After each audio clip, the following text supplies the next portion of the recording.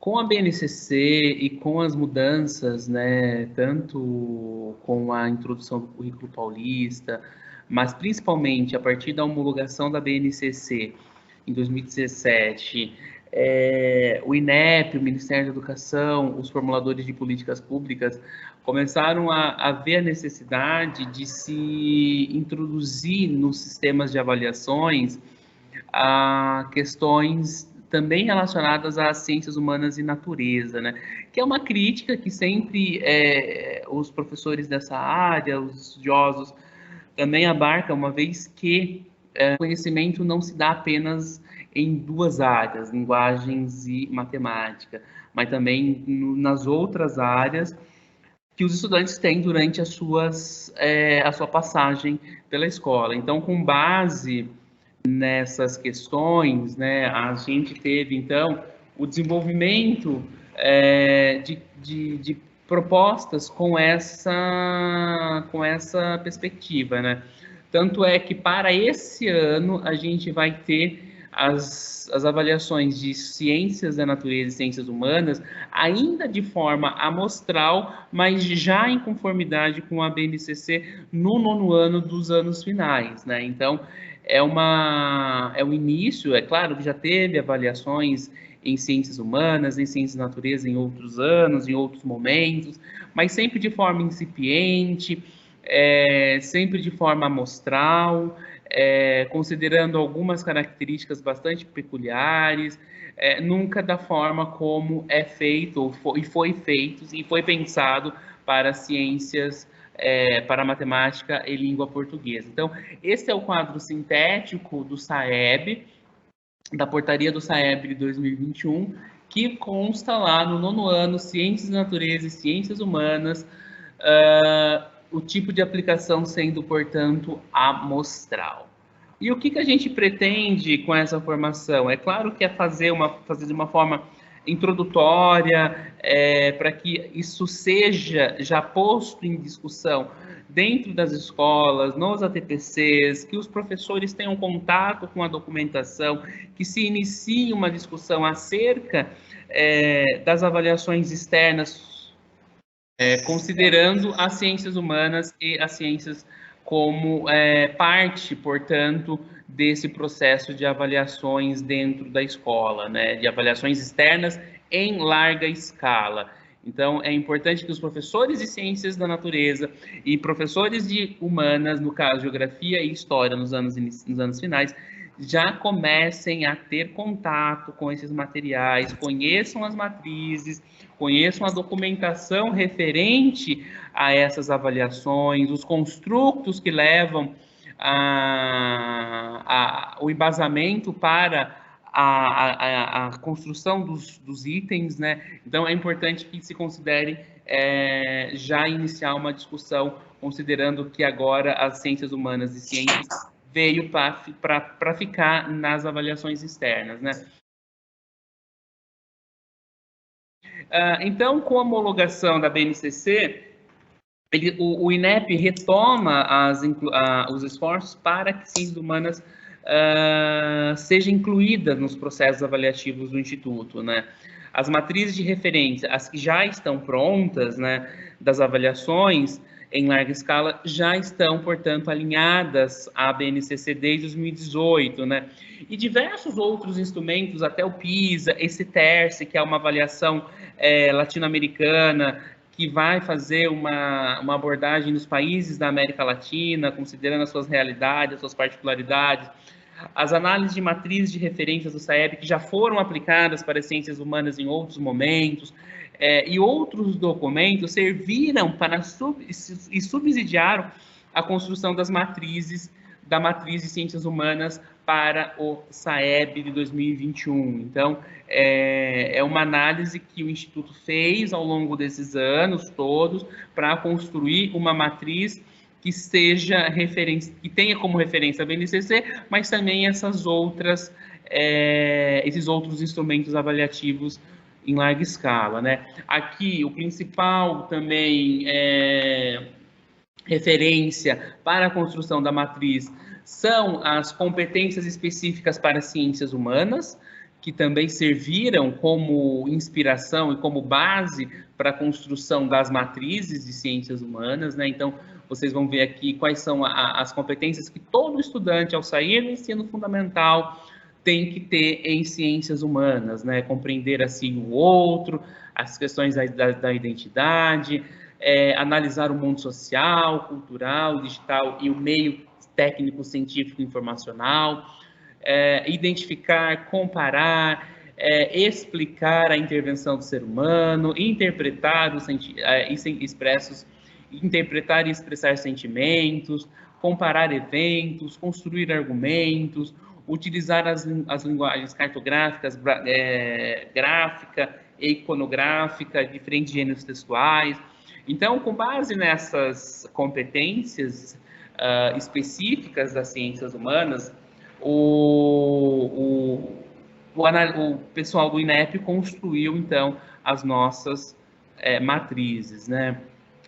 Então, como cada habilidade aponta para cada habilidade vai apontar para mais de um tema relevante, tanto na história quanto na geografia, né? Então, a habilidade dos eixos lá de conhecimento, ela não é algo específico, né? Ela vai apontar para diferentes caminhos e possibilidades de atuação do professor em sala de aula, né? E lembrando sempre que matriz de referência que são utilizadas nas avaliações larga escala, ela é o documento orientador do processo de construção de itens, né? Ela cumpre um propósito de indicar as habilidades que estão sendo medidas. Ela não é o currículo e ela nem vai reunir, e tampouco reúnem as condições para incorporar as habilidades e competências previstas na BNCC, que são as habilidades socioemocionais, as atitudinais. Então, o que o avaliador espera na construção dessas matrizes e, consequentemente, da construção do próprio item, é ter uma referência do que o aluno deve saber naquele determinado ano, sobre aquele determinado tema, dentro daquela área específica do conhecimento. Então, é um recorte, é um momento que o avaliador vai querer observar ao longo do tempo, considerando as escalas, entre outras questões, sobre essa área do conhecimento, né? Então, a resolução de cada item por parte do respondente, do estudante, ela pode ser encarada como demonstração do desenvolvimento de proficiência de natureza cognitiva na área de ciências humanas. Eu estou avaliando a cognição do estudante em entender o que está sendo pedido naquele momento sobre aquele determinado assunto. Mas dá um norte também, observar, conhecer essas matrizes, conhecer como a pessoa que está elaborando o item está pensando, aonde ele está se direcionando para poder construir o item, é fundamental para a gente também pensar, enquanto professor, como vai construir junto com esse estudante a análise das habilidades, como que eu vou pensar em mecanismos para que esse estudante compreenda, por exemplo, a leitura de um texto um pouco mais longo, tenha capacidade dentro da área de compreender os fenômenos, interligando as áreas, as disciplinas, né, os componentes curriculares.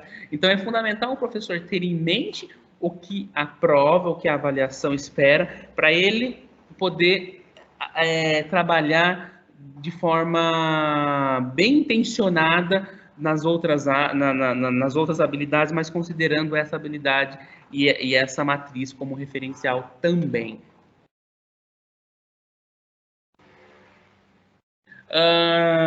Vamos lá, então. E aí a gente vai ter os eixos de conhecimento, depois eu vou mostrar a matriz, né?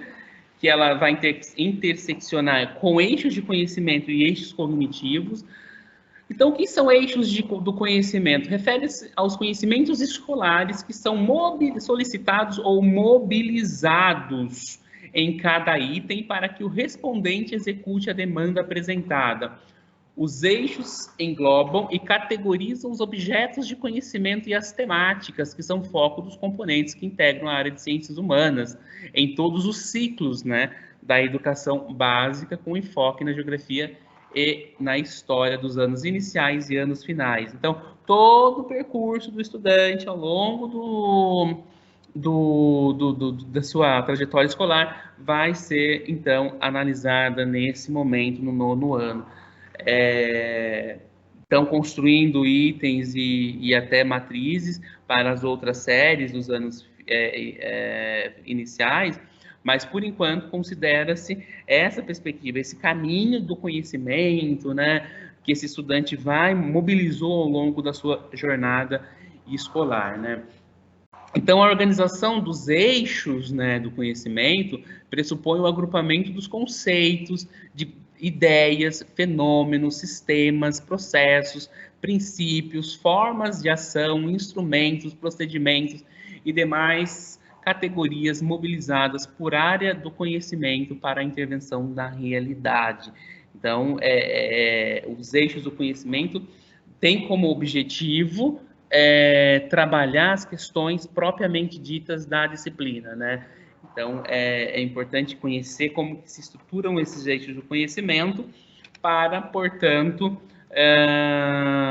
ter em mente o que a prova vai avaliar. Então, eixos de conhecimento não é lista de conteúdo, nem define o currículo e a relação do ensino-aprendizagem. Ela é, como eu disse, um recorte que se pretende avaliar, para ter uma métrica, para ter uma escala matemática que eu possa olhar ao longo do tempo a evolução daquela corte ao longo do seu processo educativo e fazer comparações com rede, fazer comparação com escolas, fazer comparações até mesmo do ponto de vista intranacional, né, entre países. E os eixos de conhecimento, quais são os eixos de conhecimento de ciências humanas, né? É o tempo e espaço, né? Fontes e formas de representação, né? Como que o aluno como que as disciplinas de História e Geografia vão analisar a questão do tempo e espaço, né? Ao longo do tempo e no espaço de vida das civilizações, dos países, né? Como que esses locais se relacionam, como eles se formam, como eles se representam, né? Ou questões socioambientais, né? Tão importante, como que o ser humano relaciona com a natureza.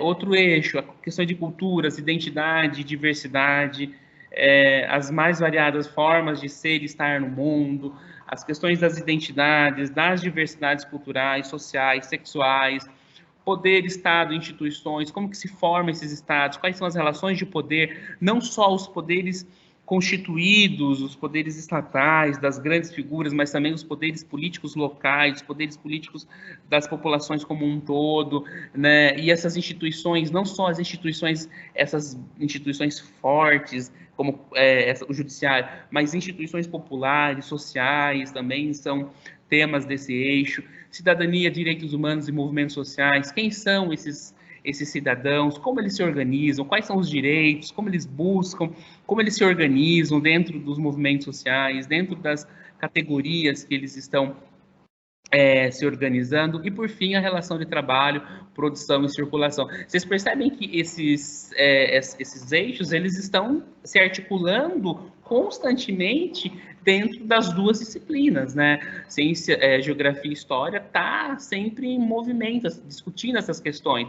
Claro que com perspectivas diferentes, mas sempre trabalhando, por exemplo, a relação de trabalho, a geografia vai trabalhar de uma forma e a história vai trabalhar de outra, mas sempre são relações de trabalho, né? Como que se produz ao longo do tempo, considerando a história, e qual é a produção atual em determinado local, a geografia vai dar um olhar, né? Pensando Piracicaba, como que a gente tem as relações de trabalho aqui, quais são as produções ao longo do tempo e no tempo atual, né?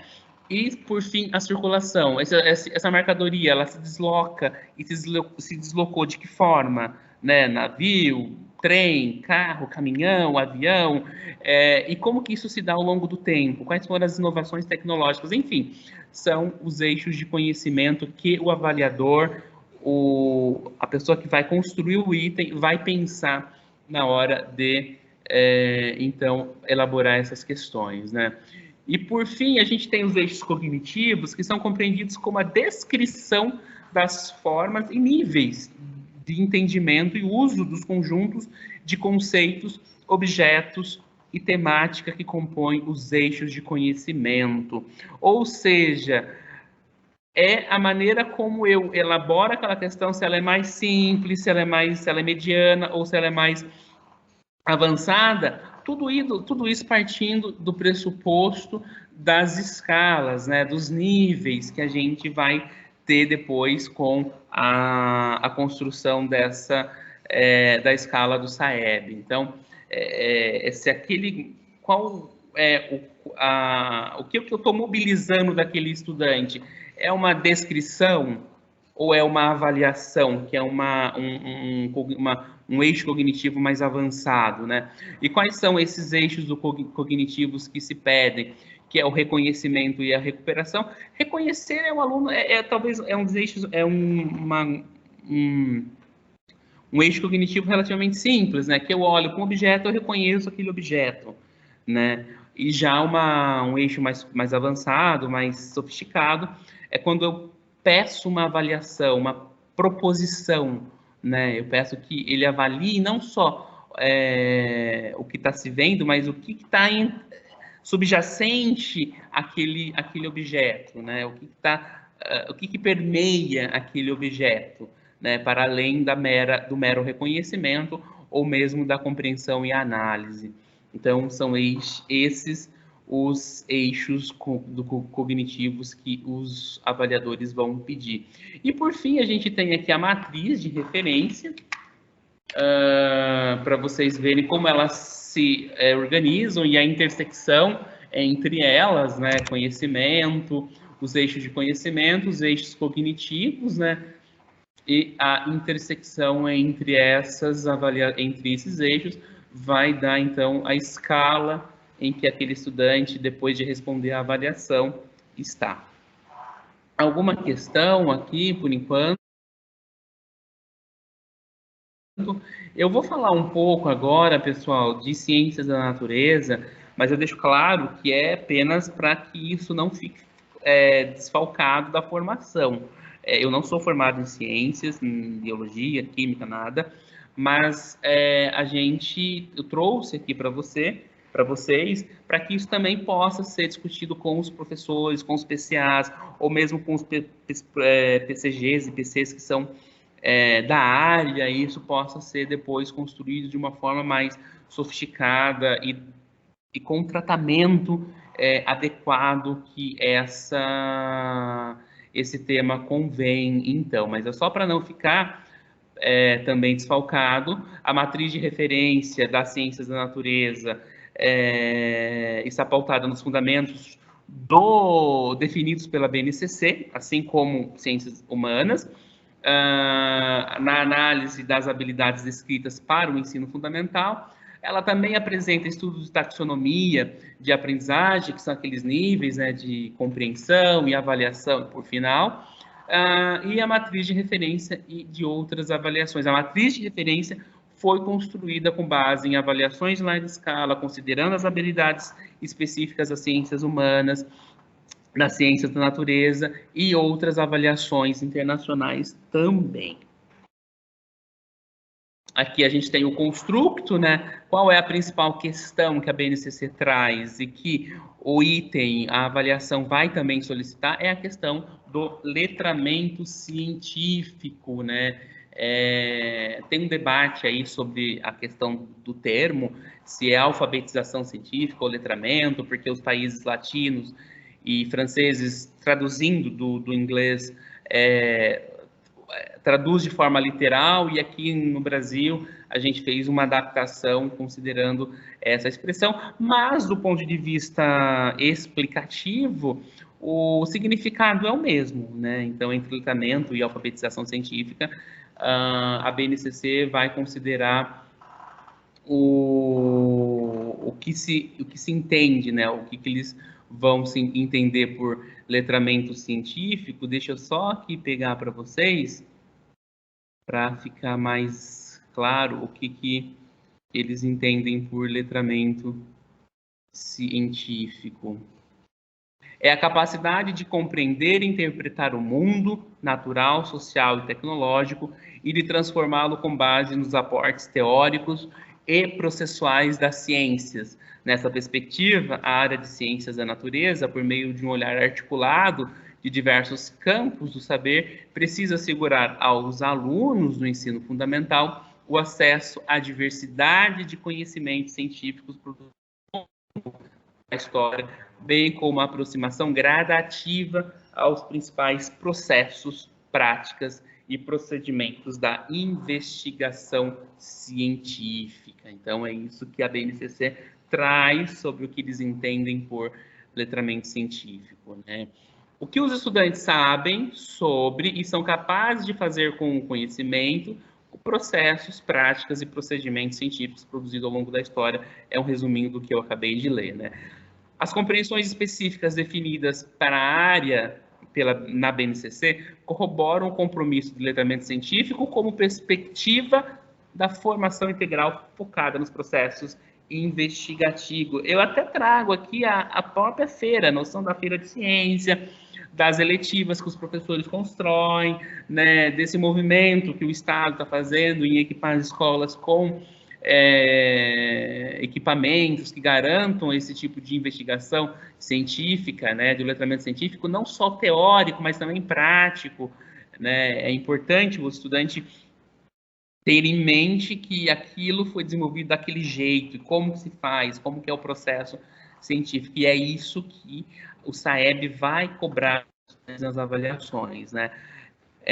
Como que aquilo foi construído ao longo do tempo e como que se utiliza, né? De que forma aquilo é utilizado, como que aquilo mobiliza a sociedade, de que forma aquele processo, aquele produto auxiliou ou deu vantagem para a sociedade, né?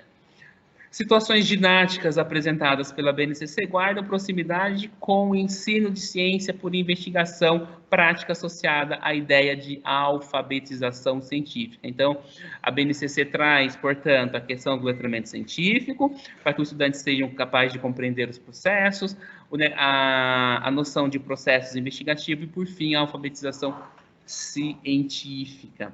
Tem também aqui as competências para ciências da natureza, né? Assim como tem todas as disciplinas. A BNCC ela traz as competências gerais, né? As competências por área e depois as competências por componente curricular, né? O que se espera ao fim de um ciclo que o estudante compreenda, né? Dentro na educação, durante o percurso da educação básica. E aqui tem, então, o quadro das competências para as ciências da natureza, segundo a BNCC. E, por fim, a gente trouxe aqui para vocês a matriz de referência para as ciências da natureza, né? O eixo de conhecimento e os eixos cognitivos, né? Vocês percebem que são 3 eixos de conhecimento atrelado a outros 3. Em ciências humanas eram 6 eixos do conhecimento atrelado a 3 eixos cognitivos. E por fim tem aqui, que eu não vou ler, eu só coloquei para vocês verem, né?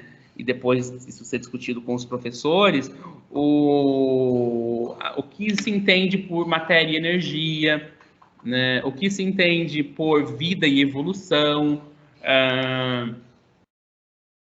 e o que se entende por Terra e Universo, que são, por fim, os 3 eixos de conhecimento, e também os eixos aqui cognitivos, né? Requer processo cognitivo de baixa complexidade, significa, portanto, uma primeira aproximação com o universo científico, no qual prevalecem operações desenvolvidas a partir das observações, né? Isso também serve para ciências humanas, né? De observar, é um dos eixos cognitivos, é o primeiro eixo cognitivo, né? Tratam dos sistemas e fenômenos e suas formas regulares de ocorrência, abarcado em contextos familiares aos estudantes, oferecendo ferramentas essenciais para a continuidade de operações cognitivas mais complexas, caracterizada pelo desenvolvimento das estruturas da inteligência e suas interações. E aí tem o eixo B, já é um pouco mais complexo, ela requer processos cognitivos de média complexidade. Nessa perspectiva, a aproximação com o universo científico privilegia aspectos mais complexos, relativo às hierarquias, né, que se estabelecem entre os fenômenos, nos quais prevalecem operações mais elaboradas e desenvolvidas. E, por fim, o eixo C, que é o mais complexo, né, requer processos de alta complexidade. Aqui espera-se a apropriação do universo científico, oportunizando a demonstração de capacidade crítica e criativa para fazer deduções e inferências, justificar escolhas e decisões, avaliar e selecionar propostas. Enfim, são esses, portanto, os eixos das ciências da natureza também. Rosane? Ciências humanas e ciências da natureza, o SAEB ele vai ser feito já pensando na base.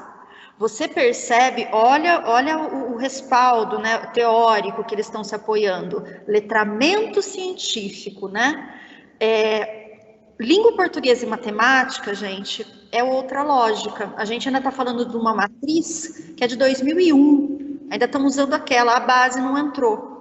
Então, por exemplo, o PISA é uma avaliação externa que já incorporou, né, essa questão teórica mais atualizada. Você vai falar em letramento e em leitura, você vai trazer gêneros que estão no universo do aluno que ele circula fora da escola.